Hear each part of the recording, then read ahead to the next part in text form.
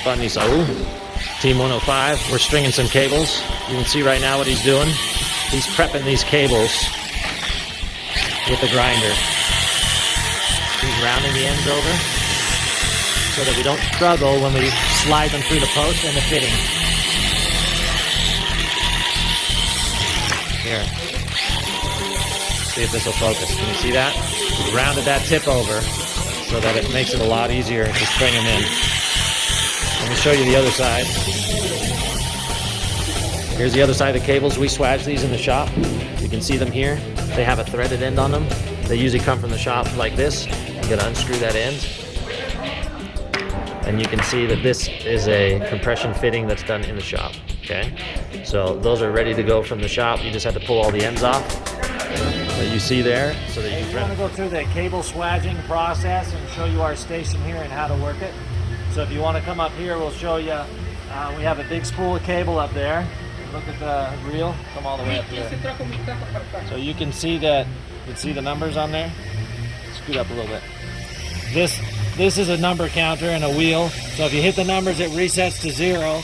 And as you pull the cable out, it starts to count footage. Okay. So come on in and look at the footage. So as you can see, we've pulled 4 feet through there. And so that will allow you to count how many feet of cable you're pulling through. Okay. Then we've got the cutter. And you just slide this inside. This has an extra bar on here for strength. And then that chops the end of the cable off. Okay. We're going to show you how to swage the end of it. You take one of these fittings and you slide the threaded end in first. And you slide this out till it's sticking out maybe, 3/16 of an inch, something like that. Okay. Then you're going to come over here. You can see there's 3 different holes inside here. You're going to stick this in the small hole. Okay. You want to make sure not to stick it far enough that it's going to hit these threads, but far enough that it clamps all of this. And then there's a pedal down there. So you stick this inside here and you push on the pedal. And you can see as it clamps it up, you can see these ridges on there. And that's normal, so you can expect that. We just need to turn it 30 degrees a couple times and it'll make this all round. So we've done once. Now we turn that and we hit it again. And we turn it 30 degrees and hit it again. And maybe one more time. So you want to do that maybe 3 or 4 times. And you can see it swages this end and we leave about, 3/16 of an inch out the side of that. You can always check if it's done right by sliding this inside. It needs to be small enough that the fitting will slide over the top and tighten down on side of there. Okay? Now, this is the right way we do it. We want to show you the wrong way to do it, and we'll tell you why. So you can slide this on like this and leave it flush, and I'll explain to you what happens. So you can put it on like that and put it inside here.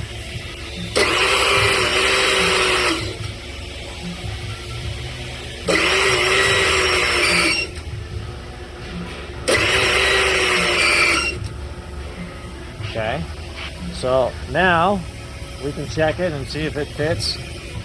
Well, you can see that one doesn't fit. So it needs another crimp on there.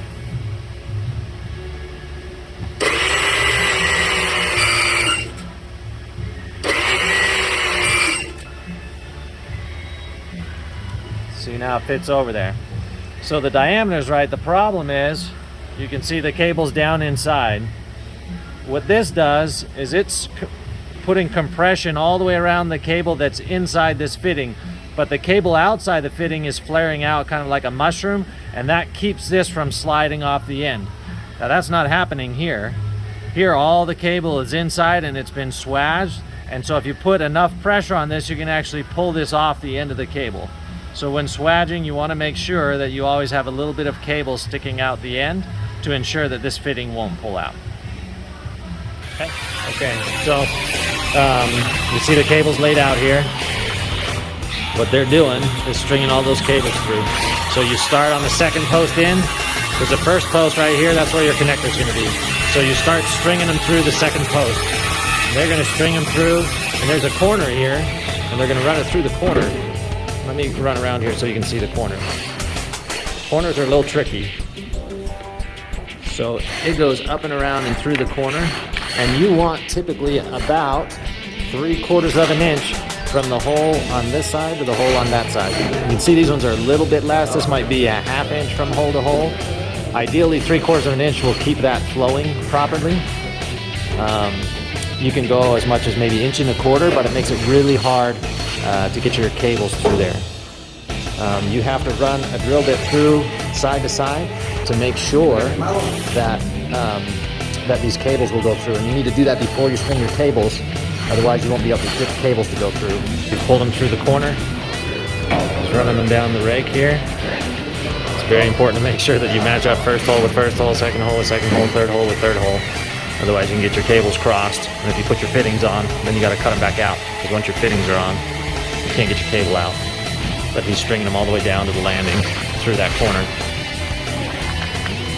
Now we'll come back here to this end. Mappa's getting all the fittings ready. You got to put your black washer on. You want to give me one of those, Mappa?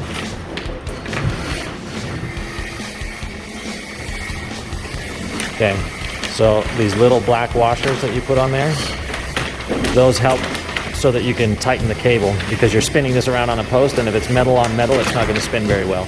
So that little nylon washer helps you when you're tightening the cables down. So he's already got those all set down here. You can see he's got all the black washers and everything's ready to go. So he can start putting his fittings on.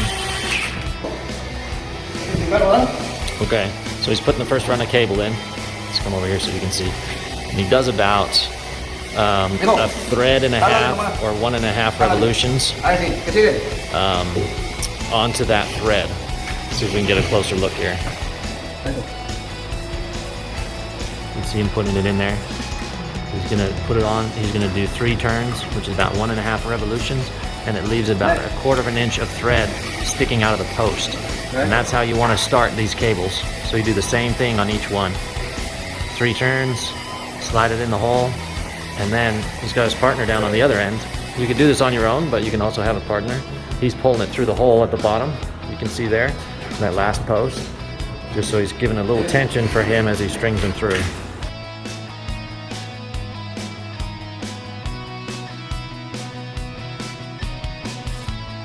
So now that you've got all of these threaded in, you can run all the way down to the bottom of the stair and you can put the other connectors on. Let's run down there and see what they're doing. So one important thing to note on this stair is we have 2 posts right next to each other. You have 2 different ends. You have a quick connect end and you have a tensioning end. You want to make sure that these posts look the same. You don't want to have a tensioning end on one post and a quick connect on the other post. So we're running things down and tensioning at the base of the stair. Excuse me. No, we're running a quick connect at the base of the stair. So both these ends will have a quick connect, and this one we're doing right now, we're putting a quick connect on. So we've got to flip-flop the way we tension these so that we make sure these line up. So you just have to pay attention to that. So Mappa's checking right now the quick connect fitting. He wants to make sure that it goes through, that there's no little sharp pieces inside there that won't allow that to go through. If there is, he's going to have to get a drill bit and clean out the hole. So he just wants to make sure of that before he starts stringing the cables through. Okay, so you can see here, he's running it into that quick connect, sliding it through. And he's sliding that up into the post. You should see it come through the other side, and then you pull that tight. Okay, so he's going to do that with all of them. Let me give you a look at this quick connect. So this is what it looks like inside there. There's teeth and a little spring-loaded mechanism. And so when you slide, it's actually called a pull lock, but you're going to put the cable in here and pull it through the other side, and then you can't get it back out because the teeth engage the cable and won't let it come back out. Okay, so we'll talk a little bit how to engage those teeth in a little bit.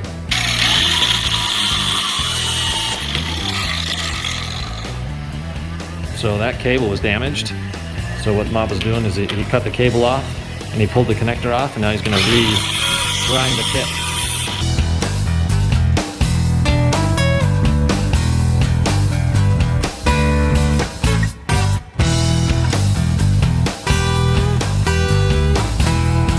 one important thing to notice is when he puts that quick connect on, he's turning it clockwise, okay?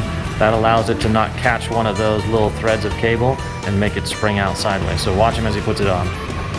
See him turn it clockwise and slide it on. That's how you should put those quick connect fittings on.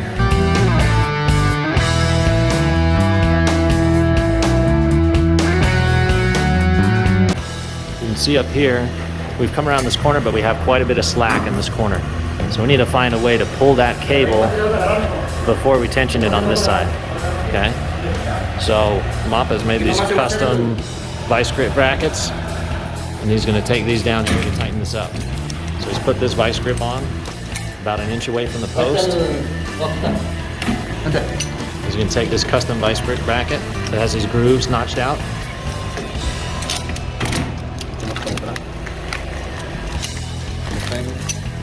And he's going to clip it on there so the cable runs through the groove.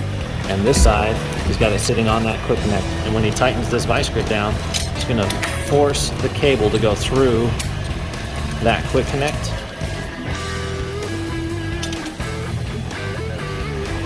So that he can, we basically call it pre-tensioning. He wants to get as tight as he can before he turns that tensioner on the other end.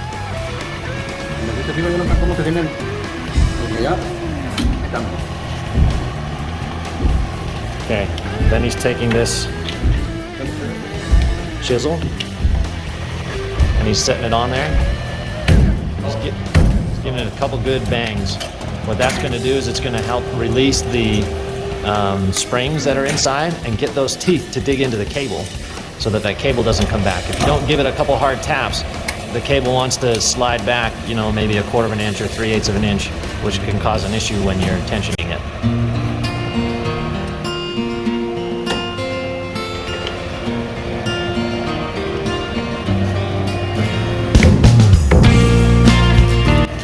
So what you can see here is look at this, look at the corner. See those first two cables? See how they've been tightened up and these ones are all still loose? So this is the pre-tensioning time. If you look at these two cables that have been tensioned versus this one that's not, so that's what he's doing. He's getting them tight before we come back to this corner and tighten them down because we don't want to run out of threads to get them tight.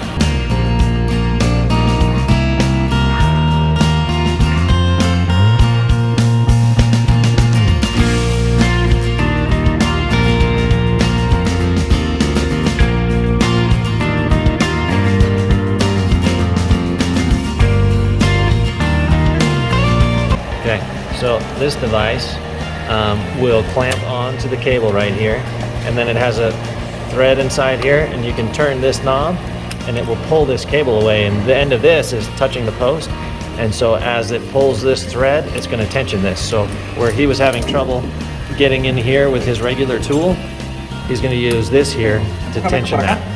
Then he's going to take this fitting, it's got a like a vice grip, tighten that onto there. Now he's going to take the ratchet, stick the ratchet in there. As he tightens that up, it's going to pull that cable. You can see that vice grip moving as it pulls the cable away. So it's going to tension that cable so he can get it into that fitting.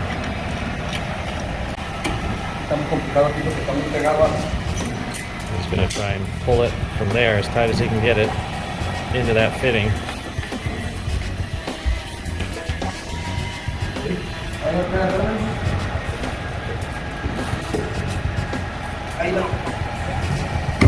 Hit on that.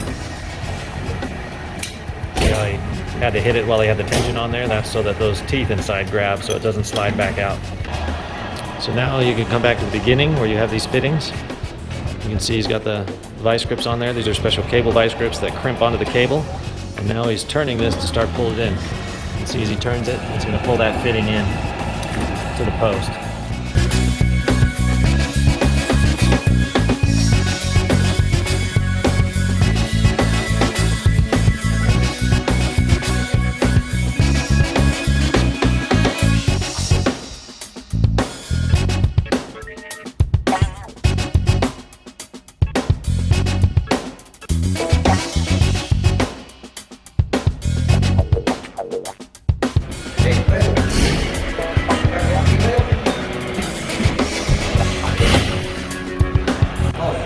So you can see that second one from the top was still vibrating when the other ones were done vibrating. So because you can see that, he's going to go ahead and tighten that second one from the top. Then he'll check it again.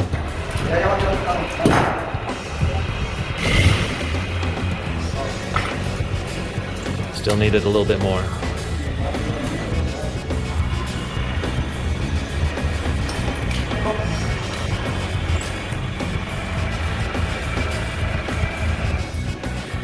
So now the fourth one up was the next loosest. You can see that still they got one in the middle, and that second one from the top is still moving a little bit.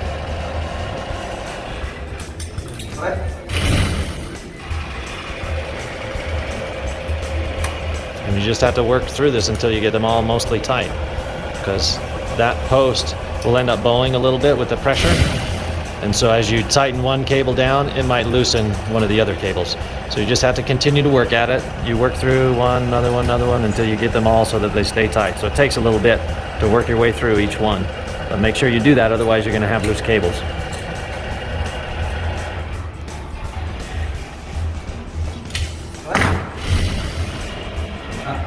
So that's pretty good. So we'll go look at the post just to show you that it bows the post a little bit. Let's look down on that. If you look at this post, you can see it's bowed in. That's from the pressure of the cables, and that's normal, so you don't need to worry about that. That's every cable job is going to have a little bit of bow in those posts by the time you get it tensioned right. The next thing to do is cut off your excess cable.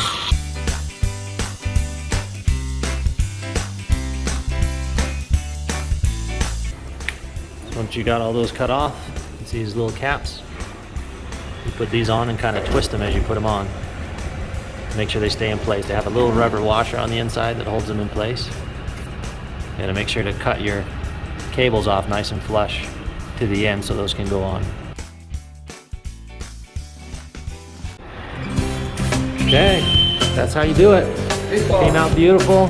Thank you from the help from Team 105. Mapanisahu, thank you very much. Looks great. That will help us do it right from now on.